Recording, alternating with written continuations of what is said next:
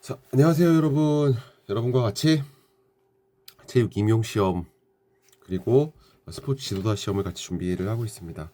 자, 오늘은 스포츠 심리학 중에서 스포츠와 불안, 이제 불안과 스포츠 수행에 대해서 한번 살펴볼 건데요. 이 학문의 영역으로 봤었을 때는 이게 과목명이 스포츠 심리학이잖아요. 그러니까 사실 불안을 어떻게 다루어서 그것을 스포츠 수행력으로 이루어지게 할 건지가 가장 중요한 부분 중에 하겠죠. 심리학의 학문의 영역에서 바라본다면 불안을 어떻게 관리할 것이냐. 그러니까 오늘 테마가 이제 사실 가장 중요한데 시험과 관련해서는 뭐 이제 당연히 중요하고요. 근데 이미 많이 나왔어요. 여기에 있는 대부분의 것들이 이미 많이 나왔고 그렇기 때문에 사실 심리학 전반에서 이제 막 지금은 막 다 전반적으로 막 다 다루어지죠. 그런데 일단 학문의 영역에서 봤을 때는 이 불안이 그만큼 중요하다는 걸 좀 말씀을 드리고요. 이제 시작하게 되면 각성 불안 스트레스라는 용어가 나오게 되거든요. 근데 요거 조금 구별하셨으면 좋겠고요. 특히 불안 중에 특성 불안, 상태 불안, 인지적 상태 불안, 상태 불안은 다시 인지적 상태 불안, 신체적 상태 불안으로 나눠져요. 그럼 예를 들면 특성 불안은 객관적으로 비위협적인 상황을 위협적으로 지각하는 뭐라 그럴까요? 개인의 동기나 후천적으로 습득된 행동 이렇게 나오거든요. 그리고 상태 불안은 상황에 따라 변화하는 정서 상태로 자율신경계의 활성화나 각성과 관련되어 주관적 의식적으로 느끼는 우려나 긴장감이라고 나와 있어요. 근데 이게 제가 말하지만 이 불안이 특성 불안과 상태 불안이 있고 특성 불안과 상태 불안이 지금 말로써는 다 알 수 있겠잖아요. 특성 불안은 이제 성격적인 거라 객관적으로 비위협적인 상황을 위협적으로 인식하는 그런 어떤 성격적 특성이거든요.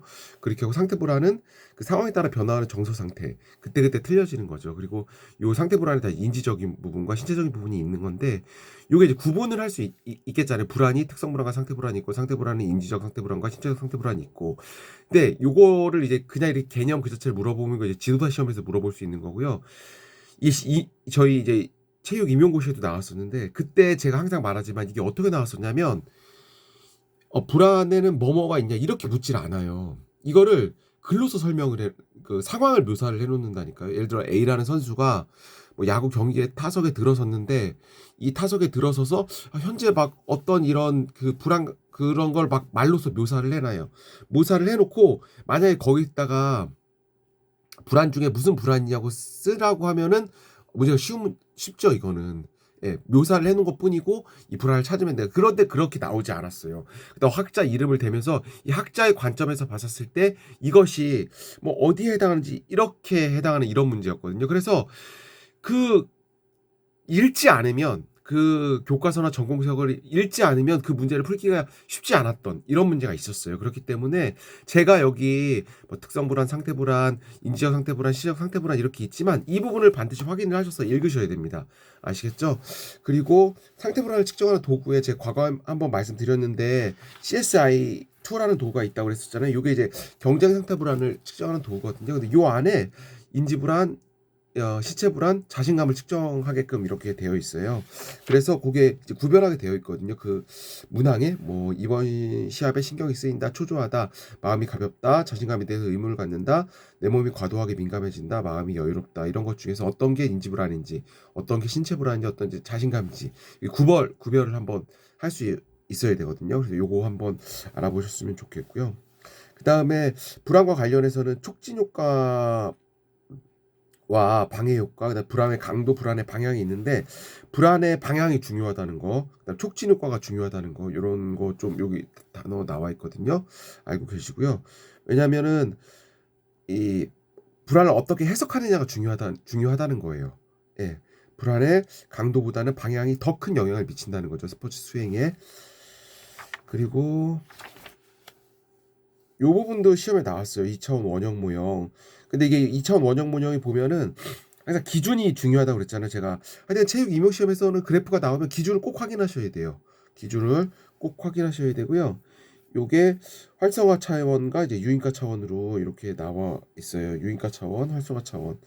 이렇게 나와 있으니까 요것도 이제 읽으셨으면 파악을 하실 수 있고요. 불안 이론이 있는데 이거 다 중요합니다. 불안 이론은 일단은 이론 각각의 이론의 그 이론을 알고 있어야 되죠, 개념을. 뭐 동인 이론, 드라이브 이론이라고도 하거든요. 그래서 각성과 수행의 관계를 직선적인 것으로 이제 파악을 했던 거고요.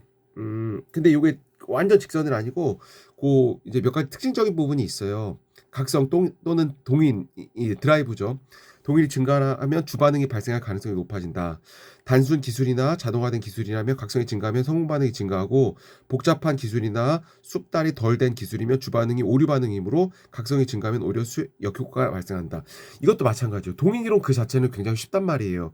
근데 제가 지금 언어로서 그 문장으로서 설명했던 부분 있잖아요. 이런 부분은 시험에 건드려지면 동인 이론이 시험에 나온다고 하더라도 쉽지가 않아요. 아시겠죠? 그러니까 주반응이 이 자동화된 반응이면 성공 반응이 높아지지만 주반응이 복잡한 기술이거나 숙달이 덜 된 반응이면은 오히려 오류 반응이 증가하기 때문에 수행에 역효과가 난다는 거예요. 그 직선의 비례 관계가 있지만 동인 이론이. 그러니까 요런 거를 잘 염두를 하셔야 돼요. 그러니까 글을 읽어서 자세히 파악을 하고 계시고요. 역류자 이론, 적정 수준이라고도 하는데 역류자 이론이 있고요. 이제 중간 수준에서 최고 수행을 발휘한다는 거고 최적 수행 지온 그 적정 기능적 모역이라고도 하고요. 최적 수행 지형 기록인이라고도 하는데 이 역류자하고 조금 차이점이 있어요. 역류자는 이제 한 점으로 나타나는데 요건 이제 그 이 범위로 나타난다는 거. 그다음에 이제 선수에 따라서 그게 달라질 수 있다는 거. 이렇게 이제 좀 알고 계셨으면 좋겠고요. 그 다차원 불안이론은 인지 불안과 신체 불안으로 나누어서 파악을 했다는 거. 알고 계시면 좋을 것 같고요. 그다음에 인지 불안과 신체 불안이 또 이제 각각 틀려요. 각각 틀리거든요. 이 그래프의 양상이. 그래서 인지 불안 같은 경우에는 이제 반비례, 신체 불안 같은 경우에는 역류자 이렇게 되어 있어요. 그리고 두 개 이제 이렇게 겹쳐서도 볼 수가 있겠고요. 카타스트로피 이론은 이게 붕괴라는 뜻이에요. 붕괴, 카타스트로피가. 그래서 요거를 각성의 적정 수준을 넘으면 한순간에 이제 그 붕괴 현상이 일어난다는 이런 뜻인데 요 읽으셔갖고 자세하게 파악하고 계셔야 돼요. 그리고 카타스트로피 모여 안에서 히스테리시스 효과가 있거든요. 히스테리시스 효과가 있는데 이것도 알고 계셔야 됩니다. 예.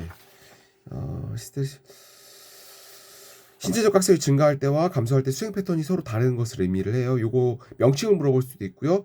명칭을 주고 그 개념을 적으라고 할 수도 있고요. 이거를 묘사를 해놓을 수도 있어요. 히스테리 효과를 A라는 학생이 지금 어떤 상황인데 이것을 무엇입니까? 물어볼 수 있고 이것을 카타스트로피 모형에서 어떻게 설명할 수 있는지도 이제 이렇게 연관해서 나올 수도 있어요.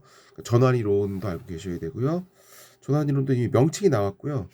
그리고 각성과 정서와의 관계를 어떻게 해석하느냐에 따라서 서로 다른 거잖아요. 그 다음에 촉진 효과라는 말, 그 다음에 단서 유용 이론, 단서 활용 이론 또 나왔고 이스트브로 거 나왔고 명칭이 나왔었고 요 불안 이론 같은 경우에는 이제 한번 읽으면 이해는 되거든요. 이해는 되는데 일단 그 안에 있는 명칭, 개념, 예시, 그래프의 기준, 설명 다 읽고서 완전히 자기 것을 소화를 하셔야 됩니다. 이거 어떻게 물어볼지 몰라요. 그러니까 이 내용 자체는 어렵지가 않아요. 내용 자체는 어렵지가 않은데 이 내용 안에서 어떻게 물어보냐에 따라서 굉장히 어려운 문제가 될 수가 있는 거예요. 그러니까 이거 완벽하게 글을 읽어서 파악을 하고 계셔야 돼요. 아시겠죠? 아까 제가 말씀드렸잖아요. 동인 이론도 오래전의 이론이고 내용도 별로 어렵지가 않다고.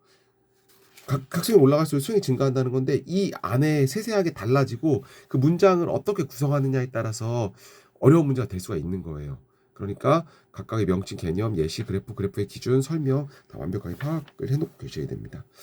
그리고 각성과 관련해서 단서 활용 이론 아까 말씀드렸고요. 불안 수준이 높은 사람은 부정적인 기분 상태를 긍정적인 것으로 바꾸는 것이 좋다. 이게 이제 아까 촉진 효과가 중요하다는 거, 그 다음에 불안의 강도보다는 방향이 중요하다는 게 요 문장이거든요. 불안 수준이 높은 사람은 부정적인 기분 상태를 긍정적인 것으로 바꾸는 것이 좋다. 이 문장 자체는 어려운 문장이 아니잖아요. 이 문장을 예를 들어서 적게끔 시험 문제가 나올 수도 있는 거예요. 네. 그런 상황을 묘사를 하는 거예요, 항상. 예전에, 여러분들, 이제, 아주 오래전인데, 저는 아주 오래전에 수능을 봤었는데, 지금도 수능 영어가 그런지 모르겠어요. 수능 영어가 그런지 모르겠는데, 제가 요거 여기서 동영상이 조금 길어지니까 요거 끊고 바로 다시 하나 찍어서 바로 다시 올리겠습니다. 그때 수능 영어 그리고 이 왜 제가 직접적으로 묻지 않는 어떤 그런 문제들 그거에 대해서 동영상을 하나 또 올릴게요. 알겠죠? 자, 오늘은 여기까지 하겠습니다, 여러분들. 여러분 하실 수 있습니다. 마지막까지 여러분들의 합격을 응원하겠습니다. 자, 오늘 여기까지 하겠습니다. 감사합니다.